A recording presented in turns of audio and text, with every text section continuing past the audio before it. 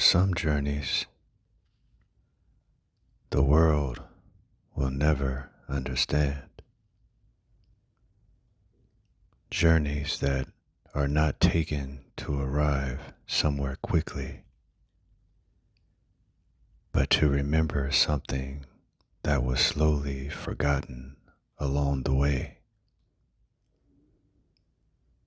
And maybe that is why certain souls feel drawn to distant roads,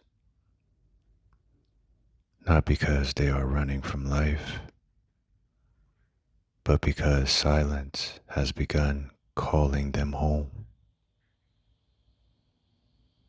The old rider had spent many years moving faster than his spirit could follow. Too many towns, too many faces, too many seasons spent chasing things that never truly stayed. And somewhere between ambition and survival, he had forgotten how to arrive slowly. So one evening, as the sky burned gold above the mountains, he turned away from the noise of the world and followed the open trail west. No destination, no map, no promise waiting at the end. Only movement, only silence, only the sound of hooves pressing softly against the earth. The land stretched endlessly before him, valleys glowing beneath the evening light, wind moving gently through the tall grass, rivers reflecting the dying sun like pieces of another world. And for the first time in many years, he was no longer in a hurry. The horse beneath him seemed to understand this before he did. Animals often do. They do not measure life through clocks and deadlines. They move with the weather, with instinct, with the rhythm of the earth itself. And slowly, the rider began learning from the silence around him. Not every moment needed to be conquered. Not every road needed to be rushed. Not every chapter of life required an answer immediately. Sometimes, the soul simply needs space to breathe again. As night slowly approached, the rider came upon a quiet lake hidden between the mountains. The water was still, untouched by wind, the kind of stillness that almost feels sacred. His horse stepped gently toward the shore, lowering its head to drink from the cool, dark water. And the rider rested beside the rocks, watching the last light of day spill across the surface of the lake.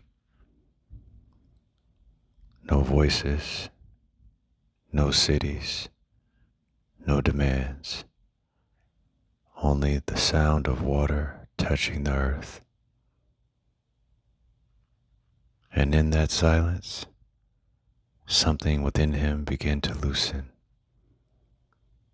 The weight he had carried for many years did not disappear all at once. But for the first time, he stopped fighting it. The world teaches people to outrun themselves, to stay busy enough that they never have to sit quietly with their own spirit. But eventually, every soul becomes tired, tired of pretending, tired of chasing, tired of carrying noise that was never meant to belong to them. And maybe healing does not begin when life becomes perfect. Maybe healing begins the moment we finally stop running. The stars slowly emerged above the valley. The horse rested nearby. The fire crackled softly against the cold evening air. And somewhere in the distance, the rider could hear the faint sound of movement beyond the hills. Not danger, just presence. A reminder that no journey is ever walked entirely alone. By morning, the road called to him once again. The sky glowed amber beneath the rising sun as horse and rider continued deeper into the wilderness. The mountains changed shape as they traveled. The air grew thinner. The silence grew older. And then they appeared. A group of riders emerging slowly through the golden morning haze. Warriors on horseback, moving calmly across the valley as though they belonged to the land itself. Neither side reached for fear. Neither side rushed to speak. For a moment, all that existed was stillness. Travelers recognizing travelers. Souls shaped by long roads. The old rider looked into their eyes and realized something strange. The journey had never truly been about escape. It had been about remembering how to move slowly enough to hear life again. Remembering that peace cannot be forced. Remembering that wisdom often arrives quietly, like distant riders appearing at sunrise. The wind moved softly through the valley. The horses stood peacefully beside one another, and beneath the endless sky, surrounded by silence older than memory itself, the rider finally understood not every journey is meant to lead you somewhere new. Some journeys are meant to return you to yourself. So wherever life finds you tonight, whether your spirit feels restless, heavy, or quietly searching for something it cannot name, perhaps you do not need to force the next chapter. Perhaps you do not need to hurry at all.